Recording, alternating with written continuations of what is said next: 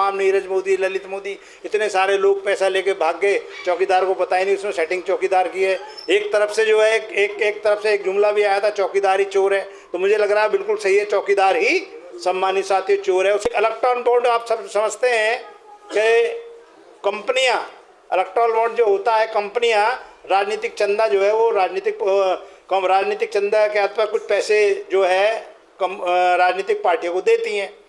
अब इन लोगों ने उसको इन लोगों ने भारतीय जनता पार्टी की जब सरकार है, इनकी नीयत में खोट थी, तो उन्होंने उसको पूरा जो इलेक्ट्रॉन बॉन्ड का पूरा सिस्टम को, यानी कि जो उसमें उसके तरीकों को बदलने का काम किया। पहले ये स्पष्ट था, उसमें कंपनी एक्ट के 14 में स्पष्ट ये लिखा था, कोई भी कंपनी जो किसी भी राजनीतिक पार्टी को चंदा देगी, तो वो अपने लाभांश से जो उसने कमाया है, यानी अपनी इनकम से 10% दे सकती है, ज़्यादा से ज़्यादा 10%। इन लोगों ने उसमें अमेंडमेंट कर दिया कि कोई भी कंपनी कितना भी दे सकती है। एक बात, सीधा लूटने का एक तरीका बना लिया जो पब्लिक की समझ में नहीं आ रहा था, और उसमें सब अमेंडमेंट करके इन लोगों ने अध्यादेश पास करा लिया। और जितना भी चंदा 16,568 करोड़ के लगभग इलेक्टोरल बोर्ड से चंदा आया, जिसमें से 95% चंदा भारतीय जनता पार्टी के पास आया है। ये सीधे मनी लॉन्ड्रिंग का इतना बड़ा स्कीम है, कहाँ क्यों ईडी ने इसका प्रचार कर रही है। और सम्मानित साथियों, मैं ये बात बड़ा गर्व का मुझे अनुभव हो रहा है, ये बात कहते हुए कि इलेक्टोरल बॉन्ड से, अगर कोई इलेक्टोरल बॉन्ड से ममता बनर्जी की पार्टी को भी, भारतीय जनता पार्टी को भी, कांग्रेस को भी, एनसीपी को भी, और तुम्हारा ये जो शिवसेना को भी, और भी जो भी कंपनियां हैं, लगभग सभी को पूंजीपति पैसे वाले, यानी कि संपत्ति इनको पैसे वाले लोगों ने, यानी कि व्यापारियों ने, पैसे वाले लोगों ने इलेक्टोरल बॉन्ड के रूप में रुपया इन लोगों को दिया है। केवल नेशनल पार्टी में बहुजन समाज पार्टी ऐसी पार्टी है जिसने इलेक्टोरल बॉन्ड के नाम पर 1 रुपया किसी से नहीं, सम्मानित साथियों, लिया। बहुत सारे लोग कहते हैं कि बहन जी डरी हुई हैं, बहन जी को डरा रखा है, बहन जी बाहर नहीं निकलती। अरे एक नहीं, केसी त्यागी जो कभी विश्वनाथ प्रताप सिंह के राइट हैंड हुआ करते थे, बहुत बड़े बिहार के हैं, राज्यसभा सांसद हैं। और कई पत्रकारों ने ये कहा है, अरे मोदी, नरेंद्र मोदी, अमित शाह की क्या हैसियत है, बहन जी तो भगवान से भी नहीं डरती। आदरणीय बहन कुमारी महतो जी को डराने वाला अभी तक इस धरती पर पैदा नहीं हुआ, सम्मानित साथियों। सेंट्रल कोऑर्डिनेटर माननीय आदर्श सिंह जी आपके सामने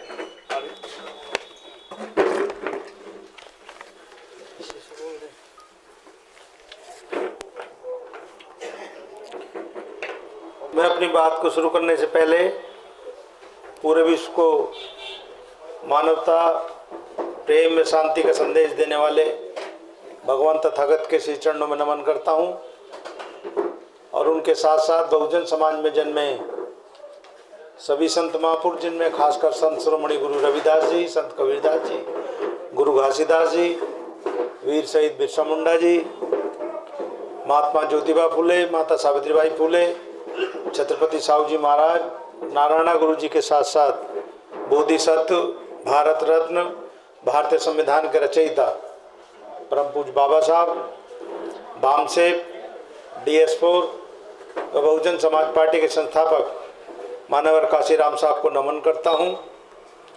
तत्पश्चात भारतीय सैन्य, iron lady, mother of social engineering, दुनिया की 8 शक्तिशाली महिलाओं में शुमार, भारत ही नहीं पूरे विश्व के सबसे बड़े सूबे उत्तर प्रदेश की 4 बार रही मुख्यमंत्री, न्याय, त्याग व बलिदान की जिंदा देवी आदरणीय बहन कुमारी महतो जी को अपना आदर्श व नेता मानते हुए आज वेस्ट बंगाल की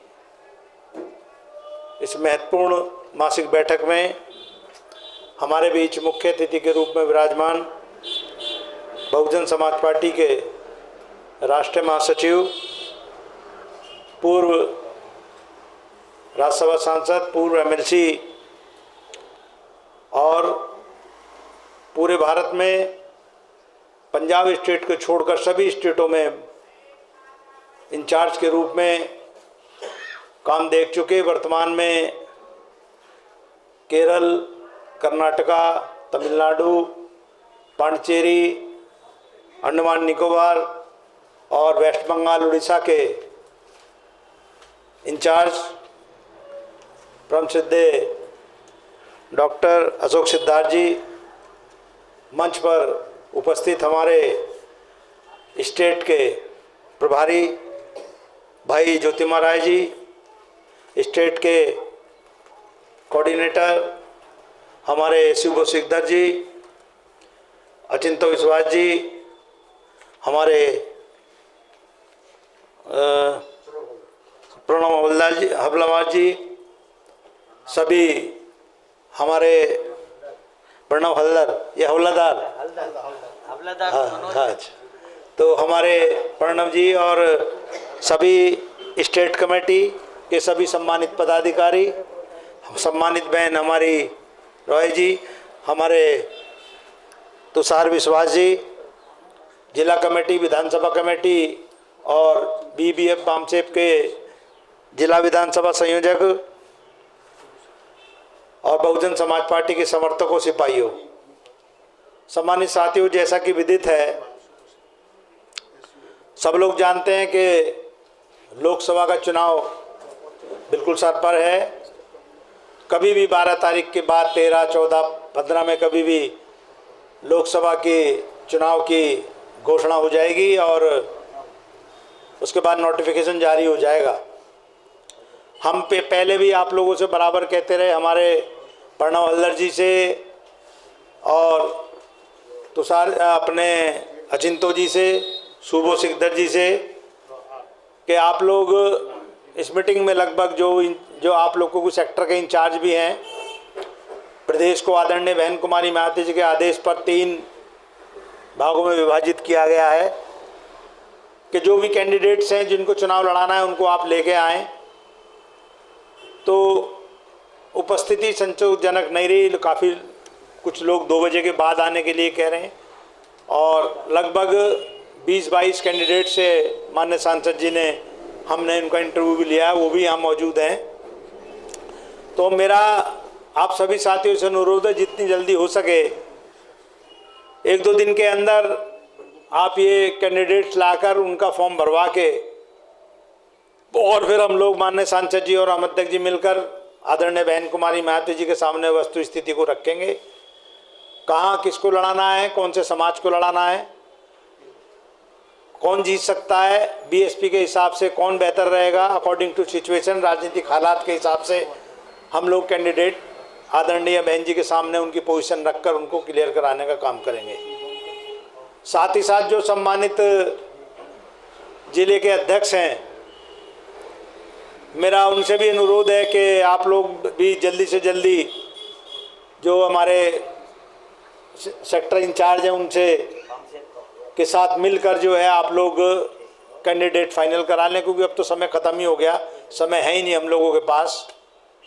और जैसा कि अभी सम्मानित अध्यक्ष जी ने बताया कि जो AB फॉर्म भरने के लिए या नॉमिनेशन फॉर्म भरने के लिए हम लोगों को जो वोट की सर्टिफाई प्रमाणित प्रतिलिपि होती है उसके अकॉर्डिंग हम लोग भरते हैं।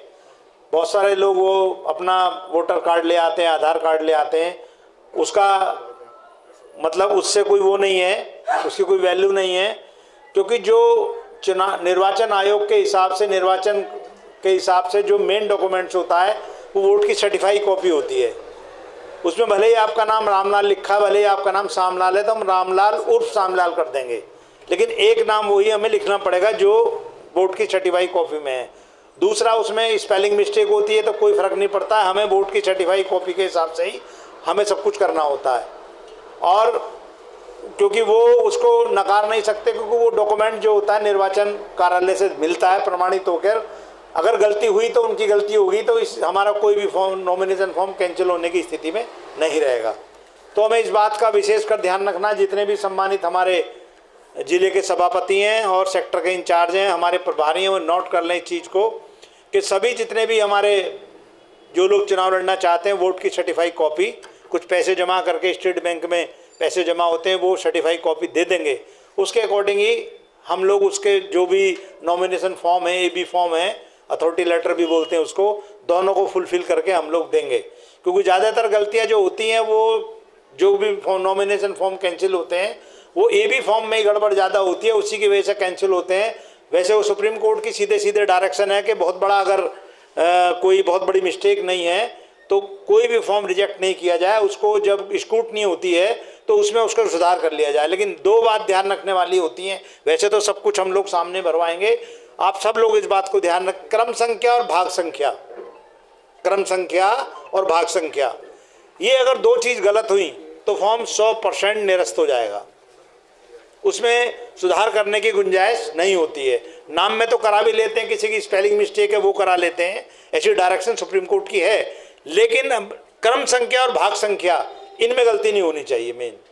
तो वो आप लोग जो है हम लोग उस हम भी नज़र रखेंगे, तो आप लोग भी इस बात को अच्छे से ध्यान रखें। दूसरा, जो लोग चुनाव लड़ रहे हैं, जो हमारे ज़िले के सभापति हैं, जैसे निर्वाचन आयोग की तरफ से BLO की सूची बनती है, हम लोग जो राजनीतिक पार्टी होते हैं BLA की सूची बनाते हैं, क्योंकि आप लोगों के हमारे यहाँ अब बूथ की कमेटी होती तो ये सब सूची तैयार सब होती। लेकिन जितना भी हो सकता हो, जो हमारे मेन बूथ है जहाँ हमारे समाज के लोग रह रहे हैं, हमारा वोटर रह रहे हैं, कम से कम वहाँ पर 2-2 लोगों के नाम आप लोग अपने जो भी जिला सभापति हैं उनको हम ये कहना चाहते हैं, सेक्टर के इंचार्ज, हमने पहले भी ये बात बताई थी कि एक कम से कम एक आदमी हमारा बूथ पर एजेंट रहे, तो ये रहेगा कि भाई हमारी टीम भी ठीक रहेगी और कल दिक्कत भी नहीं आएगी। जहाँ पर खासकर हमारे वोट हैं कि यहाँ से वोट मिलता है, आप लोगों को मालूम है, सब हम लोगों से बेहतर जानते हो आप, तो कम से कम उन बूथों पर हमको अपने एजेंटों की सूची तैयार करनी चाहिए। और वो DM के यहाँ वो सूची जाती है निर्वाचन को, कोई जिला निर्वाचन अधिकारी DM होता है उसके यहाँ वो जाती है, तो प्रयास करें कि आप लोग ये सूची भी तैयार करा लें अध्यक्ष जी। अब ये हमारे सेक्टर के इंचार्ज हैं और जो जिला सभापति हैं, वैसे तो ये जिला प्रभारी जिला सभापति का काम है, आप लोग भी सपोर्ट करें तो उसमें अच्छा रहेगा। तो किसी भी तरह की कोई त्रुटि नहीं आएगी तो फिर आगे हम चुनाव लड़ सकते हैं बढ़िया करके। दूसरा एक बात यह है कि हमने ये कहा था कि जहाँ पर भी कैंडिडेट्स मिलने में, वैसे तो सभी कह रहे कैंडिडेट्स हैं, हमने ये कहा था कि भाई एक अच्छा वर्कर, बहुत अच्छा, जो डिवोटेड हो, बिक ना सके, झुक ना सके, अगर कहीं कैंडिडेट लास्ट में भागता है, इधर उधर हो जाता है, तो एक ऐसा कैंडिडेट हम अपना कार्यकर्ता भी तैयार रखें जो अंतिम समय में हमें कोई सस्पेक्टेड लगता है कि भाई ये व्यक्ति भाग जाएगा, बिक जाएगा, डर जाएगा, तो उसकी जगह हम कोई अपना मजबूत कार्यकर्ता भी हम वहाँ से चुनाव सम्मानित साथियों लड़ा सकते हैं। ये पिछली बार कहा था, क्योंकि ये जो प्रदेश और देश में सरकार जो चल रही है केंद्र में और स्टेट में, आप सब लोग जानते हैं, ये लोग तो ये तो हिटलरशाही चला रहे हैं। यहाँ ममता दीदी हिटलरशाही चलाती हैं, उधर वो मोदी जी हिटलरशाही चला रहे हैं। और मैं बता दूँ, ये अंदर ही अंदर दोनों मिले हुए हैं, कुछ नहीं है। पहले देखे किस तरीके से इन लोगों ने एक इंडिया गठबंधन बनाया और फिर धीरे धीरे करके उसको अलग अलग एक तरीके से उसको टुकड़े टुकड़े कर दिया। तो ये एक प्लानिंग थी जिसमें ममता बनर्जी भी शामिल थी, और ये जो है प्लानिंग जो है प्रधानमंत्री जी के साथ मिलकर की गई थी कि पहले भाई ये देख लो कौन कौन हमारे विरोध में है। जब ये पता लग जाएगा कौन कौन हमारे विरोध में है, फिर उसी हिसाब से उनका ट्रीटमेंट करेंगे। कहीं कहीं CBI भेज दी, कहीं कहीं ED भेज दी। तो ये तो बड़ा अजीब है। अभी वहाँ हमारे, हालांकि आज हमारी पार्टी में वो नहीं है, कल हमारे यहाँ से सांसद रहे, 2009 में चुनाव जीते थे धनंजय सिंह। अब पहले वो उनके साथ थे तो थोड़ा इधर बीजेपी से हटके गए तो उनको जेल भेज दिया। तो इनका जो काम है सबको दिखाई दे रहा है। और नरेंद्र मोदी जी ने दो, जो है मैं ये कहूँगा कि डाबरमैन कहूँ या कौन सी नस्ल बताऊँ, 2 भौंकने वाले पाल रखे हैं, जिसके कहते हैं उसके घर पहुँच जाते हैं ED और CBI। हालांकि दोनों एजेंसियां इतनी सम्मानित एजेंसियां हैं, लेकिन जिस तरीके से ये काम कर रहे हैं उन्हें तो पालतू डॉग ही कहा जाएगा। और तीसरा, आप जानते हैं वहाँ तो बहुत सारी नस्ल के, सारे के सारे सब नस्ल के पाल रखे, जिसको आज कहते हैं मीडिया। उसमें सभी नस्ल के हैं, उसमें डाबरमैन भी है, लेबरा भी है, देसी भी है, पोमेरियन भी है, उसके हिसाब से वो काम ले रहे हैं। तो ये सब हमारे मीडिया हमारे विरोध में है। तो हम लोगों को बहुत सोच समझ के, सम्मानित साथियों, हमें आगे बढ़कर हमें काम करना है। और हमें ये देखना है किसी भी प्रकार से जो भी सीट जीत सकती है उसमें पूरी ताकत लगा के सम्मानित साथियों काम करना है। और जितना हो सके जिसको भी हम कैंडिडेट लड़ा रहे हैं वो मजबूत होना चाहिए, ईमानदार होना चाहिए और मजबूती से चुनाव लड़ना चाहिए। हम लोग प्रयास करेंगे जो सीट जीत सकती है सांसद जी, और हम उसमें अपने कार्यक्रम देंगे, वहाँ मीटिंग कराएंगे और वहाँ पर प्रयास कर जितनी हो सकेगी संगठन की तरफ से अपनी तरीके से पूरी ताकत हम लोग झोंक देंगे, ताकि हमें लगे भाई यहाँ हम रिजल्ट दे सकते हैं। तो हम, क्योंकि और जगह हम जो है कहीं और समय लगाएंगे तो इससे बेहतर जितने भी अच्छे वर्कर हैं आप लोग सब लोगों को प्रयास करेंगे कि उधर सबके अपने हिसाब से जो चीज़ हमें ज़रूरत पड़ेगी, वहाँ ब्राह्मण समाज की ज़रूरत है, आप लोगों में से उधर भेजेंगे। हमें ज़रूरत पड़ेगी यहाँ फला समाज की ज़रूरत है शिक्षा, तो वहाँ उसी हिसाब से हम जिम्मेदारी लगाने का काम करेंगे। तो हमारा प्रयास ये रहेगा कि इस बार कुछ ना कुछ रिजल्ट यहाँ से वेस्ट बंगाल से सम्मानित साथियों आना चाहिए, क्योंकि वेस्ट बंगाल से अगर रिजल्ट आता है तो सम्मानित साथियों जनरल सी बात है, हमारा सम्मान तो बाद में होगा, पहले बहन जी आप लोगों का सम्मान करेंगे। आप लोग भी बहन जी के सामने माथा ऊंचा करके जा सकते हैं कि भी हम लोगों ने वहाँ से रिजल्ट दिया है, लेकिन ये तभी संभव होगा जब हम सब लोग ईमानदारी और निष्ठा से सब काम छोड़कर जो है कैंडिडेट्स को जिताने के लिए सम्मानित साथियों काम करेंगे। एक बात मैं और कहना चाहूँगा, कई ऐसी जगह, सब जगह तो नहीं है, 2-3 ऐसी जगह हैं जहाँ पर 2-2, 3-3 कैंडिडेट्स की बात आ रही है। कई जगह 1-2 जगह ऐसी हैं, तो वो जो भी है उसी तरीके से जैसा रहेगा वैसा करेंगे। लेकिन मेरा अनुरोध है, जिसको भी आदरणीय बहन कुमारी मायावती जी फाइनल करती हैं तो दूसरा आदमी उसे प्यार से लड़ाने का सम्मानित साथियों हम ये उम्मीद कर रहे हैं कि ताकत डबल हो जाएगी, तो जो है उनको आप लड़ाने का काम करेंगे, ना कि विरोध करने का। ऐसे सम्मानित साथियों हम आप लोगों से उम्मीद करते हैं, क्योंकि अपने झगड़े का, अपनी लड़ाई का लाभ जो है विरोधी उठाता है, और जो है ये दूसरे लोग हमारे लड़ाई का लाभ उठाएंगे तो हमेशा कोई भी काम सम्मानित साथियों नहीं करना जो विरोधियों को लाभ लेने का सम्मानित साथियों मौका मिले। क्योंकि वैसे भी आप सब देख रहे हो, जैसे मैंने बताया सेंट्रल और स्टेट में क्या चल रहा है। अभी आपने देखा वो दुनिया भर को नरेंद्र मोदी आए थे, ना तो मैं खाऊंगा ना खाने दूंगा, ना मैं खाऊंगा ना खाने दूंगा, और बताया था कि मैं देश का प्रधानमंत्री, मैं देश का प्रधान चौकीदार हूँ। और आप समझ रहे हो ना, तो चौकीदार ही साहब इतने तमाम, नीरज मोदी, ललित मोदी, इतने सारे लोग पैसा लेके भाग गए, चौकीदार को पता ही नहीं उसने सेटिंग चौकीदार की है। एक तरफ से जो है एक तरफ से एक जुमला भी आया था चौकीदार ही चोर है, तो मुझे लग रहा है बिल्कुल सही है, चौकीदार ही सम्मानित साथियों चोर है। उसका प्रमाण क्या है सम्मानित साथियों? एक इलेक्ट्रॉन बोर्ड, आप सब समझते हैं कि कंपनियां, इलेक्ट्रॉन बोर्ड जो होता है, कंपनियां राजनीतिक चंदा जो है वो राजनीतिक चंदा के आधार पर कुछ पैसे जो है राजनीतिक पार्टियों को देती हैं। अब इन लोगों ने उसको इन लोगों ने, भारतीय जनता पार्टी की जब सरकार है, इनकी नीयत में खोट थी, तो उन्होंने उसको पूरा जो इलेक्ट्रॉन बोर्ड का पूरा सिस्टम को, यानी कि जो उसमें उसके तरीकों को ही बदलने का काम किया।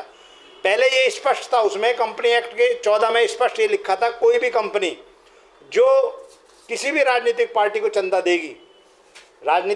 चंदा देगी, तो वो अपने लाभांश से जो उसने कमाया है, यानी अपनी इनकम से 10% दे सकती है, ज़्यादा से ज़्यादा 10%। इन लोगों ने उसमें अमेंडमेंट कर दिया कि कोई भी कंपनी कितना भी दे सकती है, एक बात। दूसरी बात ये कंपनी एक्ट में ये था कि जो भी कंपनी होगी जो इलेक्टोरल बॉन्ड के रूप में पैसा देगी, वो कम से कम 3 साल पुरानी होनी चाहिए, इन्होंने उसको भी बदल दिया। तीसरी बात ये थी कि जो हमारा सूचना अधिकार जो अधिनियम है, अधिकार सूचना का अधिनियम है, उसकी धारा 19A में स्पष्ट लिखा था कि कोई भी अगर चंदा दिया जाएगा तो उसको पब्लिश किया जाएगा, सबकी नॉलेज में होना चाहिए। और खासकर ये बात भी थी, एक कंपनी एक्ट में एक चीज़ और थी, जिन लोगों ने शेयर खरीदे हैं, उसमें ये था कि जिन लोगों ने शेयर खरीदे हैं, या जो कंपनी के बोर्ड ऑफ डायरेक्टर की मीटिंग में ये बताया जाएगा कि हम फला राजनीतिक पार्टी को इतना चंदा दे रहे हैं, उनकी सहमति अनिवार्य होगी, उसको भी चेंज कर दिया। तो इन्होंने सीधा लूटने का एक तरीका बना लिया जो पब्लिक की समझ में नहीं आ रहा था, और उसमें सब अमेंडमेंट करके इन लोगों ने अध्यादेश पास करा लिया। और जितना भी चंदा 16,568 करोड़ के लगभग इलेक्टोरल बोर्ड से चंदा आया, जिसमें से 95% चंदा भारतीय जनता पार्टी के पास आया है। ये सीधे मनी लॉन्ड्रिंग का इतना बड़ा स्कीम है, कहाँ क्यों ईडी ने इसका प्रचार कर रही है। और एक चीज़ और, इसमें जब इसमें अमेंडमेंट किया जा रहा था तो रिजर्व बैंक ने और निर्वाचन आयोग ने आपत्तियां अपनी कुंवारी इसमें लगाई थी कि इस तरीके से अगर इसमें चेंज किया जाएगा तो यही नहीं, इसमें तो बहुत बड़ा घपला हो जाएगा, इसमें तो बहुत ब्लैक मनी इधर से उधर हो जाएगी।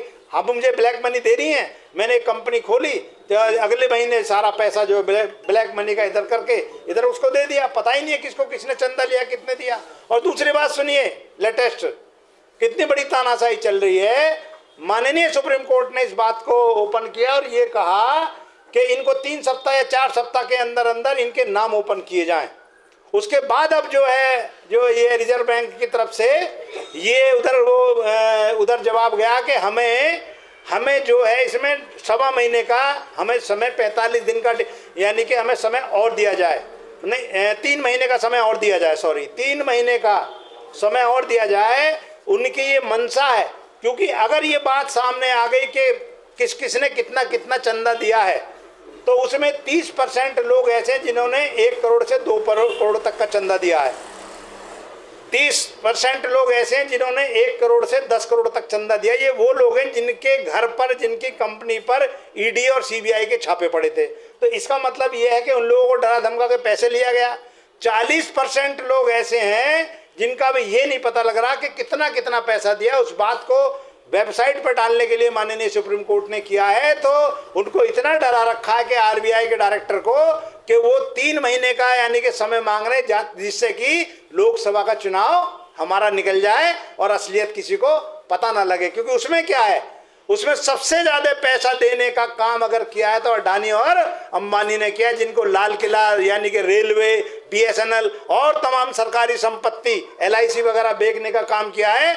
जब उनके नाम सामने आएंगे, जिन लोगों को कई हजार करोड़ के ठेके दिए हैं, जो नेशनल हाईवे का ठेका दिया है, तो उन लोगों के नाम सामने आ जाएंगे, तो देश की जनता को यह पता लग जाएगा कि ये जो पैसा 95% 16,568 करोड़ में से जो इतना 1000 करोड़ में से जो पैसा आया है, ये पैसा भारतीय जनता पार्टी के किस एवज में आया है। और सम्मानित साथियों, में ये बात बड़ा गर्व का मुझे अनुभव हो रहा है, मुझे बड़ा गर्व का अनुभव हो रहा है ये बात कहते हुए कि इलेक्टोरल बॉन्ड से अगर कोई इलेक्टोरल बॉन्ड से ममता बनर्जी की पार्टी को भी, भारतीय जनता पार्टी को भी, कांग्रेस को भी, एनसीपी को भी, और तुम्हारा ये जो शिवसेना को भी, और भी जो भी कंपनियां हैं, लगभग सभी को पूंजीपति पैसे वाले यानी कि संपत्ति, इनको पैसे वाले लोगों ने यानी कि व्यापारियों ने, पैसे वाले लोगों ने इलेक्टोरल बॉन्ड के रूप में रुपया इन लोगों को दिया है। केवल नेशनल पार्टी में बहुजन समाज पार्टी ऐसी पार्टी है जिसने इलेक्टोरल बॉन्ड के नाम पर 1 रुपया किसी से नहीं, सम्मानित साथियों, लिया। ये इस बात का प्रमाण है कि आदरणीय बहन कुमारी मायावती जी ये कहती हैं कि मेरी ये पार्टी मिशन मूवमेंट, मान्यवर काशीराम साहब कहते थे, मेरे कार्यकर्ताओं के खून पसीने की गाड़ी कमाई से हम इसको चलाएंगे। इसमें हम हराम का पैसा यानी टैक्स चोरी का पैसा, इनकम टैक्स चोरी का पैसा, सेल टैक्स चोरी का पैसा, मजदूरों की मजदूरी मार के पैसा, ऐसे पैसे को हम इस मूवमेंट में लगाने का काम नहीं करेंगे। तो ये बात हम कहते थे, लेकिन माननीय सुप्रीम कोर्ट का मैं धन्यवाद देना चाहूंगा, जब उन्होंने सारी पार्टियों के नाम ओपन किए तो बहुजन समाज पार्टी का नाम उसमें नहीं है। सम्मानित साथियों, तो हमारे नेता की कैतरी और करनी में कोई सम्मानित साथियों फर्क नहीं है। लेकिन सम्मानित साथियों, उसके ऊपर दूसरी बात आती है। दूसरी बात सम्मानित साथियों ये है कि हम लोग, जैसे आदरणीय बहन कुमारी मायावती जी हमेशा ये कहती हैं कि मैं अपने खून पसीने की गाड़ी कमाई से जो है उनको चलाने का काम करती हूँ, इस मूवमेंट को चलाने का काम करती हूँ। लेकिन हम लोगों ने बार बार आप लोगों से अनुरोध किया, अभी जैसे ये चुनाव है तो इसमें भी पैसे की जरूरत पड़ेगी। अब आदरणीय बहन कुमारी मायावती जी की मीटिंग लगेंगी, माननीय आकाश आनंद जी की मीटिंग लगेंगी, तो उसमें पैसे की जरूरत पड़ेगी। और अभी जो हम जो आर्थिक सहयोग जो आदरणीय बहन कुमारी मायावती जी के जन्मदिन पर हर साल हम लोग जो है वो देते हैं, जिससे कि जो बहन जी, अब ये चुनाव आ रहा है, वहाँ से बहन जी को सब जगह जाना है पूरे भारत में कार से तो जाया नहीं जाएगा, हेलीकॉप्टर से, हवाई जहाज से जाएंगी। तो आप लोगों ने इस बार जितना होना चाहिए था, ओनली 9 लाख अभी जमा हुआ है, आप समझिए। और पिछली बार 14 हुआ था, उससे पहले 25 हुआ था। कितना कम है, मतलब आप ये समझिए कि हम लोग कितने कमजोर पड़ रहे हैं। हम लोगों को समझना चाहिए, आप लोगों से तो सब कुछ, आप लोग अगर नहीं करेंगे तो कौन करेगा? क्या भारतीय जनता पार्टी के लोग चंदा देंगे? कांग्रेस पार्टी के लोग चंदा देंगे? टीएमसी के लोग चंदा देंगे? एनसीपी के लोग चंदा देंगे? ये चाहेंगे क्यों? ये चाहेंगे हमारे मिशन मूवमेंट को बढ़ाना। तो सम्मानित साथी, हम लोगों को समझना चाहिए, हम लोगों को समझना चाहिए। उनका मूवमेंट है, वो रात दिन एक करते हैं। और आप देखिए नहीं, जहाँ देखो 1 किलोमीटर दूर एक मंदिर आपको मिल जाएगा, आपको मिल जाएगा, क्योंकि वो उनकी आइडियोलॉजी है, वो अपना काम कर रहे हैं। लेकिन हम लोग क्या हैं? हम लोग अपनी आइडियोलॉजी पे ध्यान नहीं दे रहे, इसलिए हम पिछड़ते चले जा रहे हैं। हम लोग पहले के मुकाबले डाउन डाउन डाउन का मतलब सिर्फ ये है कि हम लोग असली आइडियोलॉजी को सम्मानित साथियों नहीं समझ पा रहे हैं। कहीं भी आप जाइए, अभी उन्होंने नारा दिया था, वो आप सब लोग जानते हैं, राम मंदिर उन्होंने बना दिया, उनकी आइडियोलॉजी में लाभ मिल रहा है, दूसरे लोगों को बहकाने का मौका मिल रहा है। लेकिन असली मंदिर हमारे कौन से, हमारे लोग भी बहुत सारे लोग गुमराह हो जाते हैं। मैंने पहले भी कहा है कि हमारे असली मंदिर को हम लोगों को, हमारे असली देवी देवता या हमारे असली महापुरुषों के बारे में हम लोग सम्मानित साथियों ध्यान नहीं देते। परम पूज्य बोधिसत्व बाबा साहब क्या कह के गए, मान्यवर काशीराम साहब क्या कह के गए, और आदरणीय बहन कुमारी महतो जी क्या कह रही हैं, वो क्या चाहती हैं, हम लोग समझ ही नहीं पाते हैं। सम्मानित साथियों, परम पूज्य बोधिसत्व बाबा साहब ने कहा था कि और सुबह उठते हो तो सुबह 2 बैल की आवाज़ आती है, एक मंदिर की, एक किसी धार्मिक स्थल की होती है और एक एजुकेशन संस्था की होती है। ये आपको तय करना है आपको कहाँ जाना है। अगर आप धार्मिक स्थल की तरफ गए तो समझ लो गुलामी की तरफ आप जा रहे हो, और अगर आप इसकी तरफ, एजुकेशन संस्था की तरफ गए तो आप देश की तरक्की और अपने समाज की तरक्की के लिए, यानी आप लोकसभा और विधानसभा की तरफ जा रहे हो। क्योंकि दुनिया में भारत में केवल भारत में 2 ही ऐसे धार्मिक स्थल हैं जो आपको राजनीतिक सामाजिक अधिकार दे सकते हैं, हर तरीके के अन्याय अत्याचार से बचाव कर सकते हैं। जाओ और 2 उन मंदिरों पर कब्जा कर लो, और वो मंदिर है लोकसभा और विधानसभा। आपके अन्य अत्याचार की तो बात छोड़ो, आपका कोई बाल विवाह का सम्मानित साथियों नहीं कर पाएगा। तो हम लोगों ने कितना परम पूज्य बाबा साहब की बात को, बोधिसत्व बाबा साहब की बात को मानने का सम्मानित साथियों काम किया। हम लोग जो है स्टेटमेंट ही नहीं दे पाते। भाई कहीं आपने देखा हो, कहीं लिखा श्री राम मंदिर तो वहाँ राम का मंदिर होगा, कहीं लिखा श्री कृष्ण मंदिर, राधा कृष्ण मंदिर तो राधा दी कृष्ण जी का वो मूर्ति लगी होंगी, कहीं लिखा श्री हनुमान मंदिर तो हनुमान जी के प्रति। हमें कोई गुरेज नहीं, हम लोग कॉन्स्टिट्यूशन को मानने वाले हैं, हमें कोई गुरेज या परहेज किसी से नहीं है। लेकिन हम लोगों को सोचना चाहिए हमारा मंदिर कहाँ है, लिखा है कार्यालय बहुजन समाज पार्टी, तो वो बहुजन समाज पार्टी के लोगों का, हम लोगों का मंदिर है। वहाँ पर हम लोगों को सपोर्ट करना चाहिए, हम लोगों को जो आपको टारगेट दिया जाए उसको पूरा करने का सम्मानित साथियों काम करना चाहिए। अपने महापुरुषों की आइडियोलॉजी को बढ़ाने का काम हम लोगों को करना चाहिए। और ये जो चुनाव हो रहा है सम्मानित साथियों, ये राजनीतिक परिवर्तन की लड़ाई है, और लोग शासन सत्ता हथियाने का काम कर रहे हैं। ये भारतीय जनता पार्टी के लोग, एनसीपी के लोग, तृणमूल कांग्रेस के लोग, ये जो है समाजवादी पार्टी के लोग, ये केवल सत्ता हथियाने का काम कर रहे हैं। लेकिन ये सिंगल वन एक पार्टी, भारत में अगर सामाजिक परिवर्तन की लड़ाई कोई पार्टी लड़ रही है तो वो पार्टी बहुजन समाज पार्टी है। दूसरी ओर कोई पार्टी सम्मानित साथियों ने जो सामाजिक परिवर्तन की लड़ाई, गैर बराबरी की व्यवस्था को खत्म करके समता मूलक समाज की स्थापना, अगर किसी पार्टी की आइडियोलॉजी है, किसी पार्टी का एम है, तो पार्टी हमारी और आपकी बहुजन समाज पार्टी है सम्मानित साथियों, दूसरी ओर कोई पार्टी नहीं। ये आपस में आप मिल जाते हैं सम्मानित साथियों कि तुम जीतो या तुम जीतो, बहुजन समाज पार्टी के कैंडिडेट, विधायक, सांसद सम्मानित साथियों नहीं जीतने चाहिए। बहुत सारे लोगों को ये भी ये है कि भाई आप गठबंधन की बात आती है, गठबंधन क्यों नहीं हो रहा। सम्मानित साथियों, आप लोग बहन जी पर तो विश्वास करते ही हो। बहन जी ने रात दिन एक करके इस मूवमेंट को मानवर काशीराम साहब के सानिध्य में यहाँ तक लाई। और आप सब समझते हो कि पहले चुनाव में जब गठबंधन किया था तो हमें जो है 67 मिले थे, दूसरी बार भी 67 मिले थे, उसके बाद फिर नहीं बढ़ पाया तो फिर जो एक बार 98+2 यानी कि 100 मिले थे। बगैर गठबंधन के जब लड़ा तो सम्मानित साथियों, आप सब लोग जानते हैं कि पूर्ण बहुमत की सरकार भी बनी थी। तो मौका देख के बहन जी सब काम करती हैं। पहले गठबंधन के हिसाब से आ गया है, जब लगा के अब हमें गठबंधन की जरूरत नहीं तो नहीं करा, पूर्ण बहुमत की सरकार बना ली। वो काम बहन जी का, बहन जी पे छोड़ो होना है या नहीं होना है, हमें तो केवल आदरणीय बहन कुमारी महतो जी के आदेशों को मानकर हमें आगे बढ़ने का काम करना। सम्मानित साथियों, ये समझ लो कि जो होना वह बहन जी पे विश्वास करो, हमें बहन जी पे विश्वास करना चाहिए। बहन जी जो करेंगी, क्या आपको लगता है बहन कुमारी महतो जी पार्टी के नुकसान में जाएंगी? क्या बहन जी को लगता है कि बहन जी पूरे समाज को नुकसान में या नुकसान पहुंचाने का कोई काम कर सकती हैं? तो ये समझ लो उनके मन में कोई ऐसी बात चल रही है जहाँ तक हम सोच नहीं सकते, समझ नहीं सकते। क्योंकि सब ये कहते हैं कि नहीं, जैसे बहुत सारे लोग कहते हैं कि बहन जी डरी हुई हैं, बहन जी को डरा रखा है, बहन जी बाहर नहीं निकलती। अरे एक नहीं, केसी त्यागी जो कभी विश्वनाथ प्रताप सिंह के राइट हैंड हुआ करते थे, बहुत बड़े बिहार के हैं, राज्यसभा सांसद हैं। और कई पत्रकारों ने ये कहा है, अरे मोदी, नरेंद्र मोदी, अमित शाह की क्या हैसियत है, बहन जी तो भगवान से भी नहीं डरती। आदरणीय बहन कुमारी महतो जी को डराने वाला अभी तक इस धरती पर पैदा नहीं हुआ। सम्मानित साथियों, बहन जी की अपनी आइडियोलॉजी, अपना तरीका है बहन जी का काम करने का। और मैं आपको ये बता दूं, मैंने शायद पहले भी इस बात को रिपीट कराओ, ये आपके बराबर में कि भाई कम सांसद आएंगे तो कैसे प्रधानमंत्री बनने की बात कर रहे हैं, कैसे प्रधानमंत्री बन सकते हैं। सम्मानित साथियों, जब हम 95 में सम्मानित साथियों देखिए अपने तरीके से मानवर काशीराम साहब ने बहन जी को सीएम बनाया, उसके बाद बढ़ते चले गए पूर्ण बहुमत की सरकार आई। और अब की बात मैं कर रहा हूँ कि यहाँ पर आपने झारखंड में एक निर्दलीय विधायक जीत कर आए थे, मधु कोड़ा, आपको ध्यान हो तो मधु कोड़ा जीत कर आए थे, और जो बड़ी बड़ी पार्टियां उन्होंने सपोर्ट कर कर मधु कोड़ा ने ऐसी टेक्नोलॉजी, ऐसी टेक्निक फिट की कि वो 4 साल तक झारखंड के मुख्यमंत्री रहे।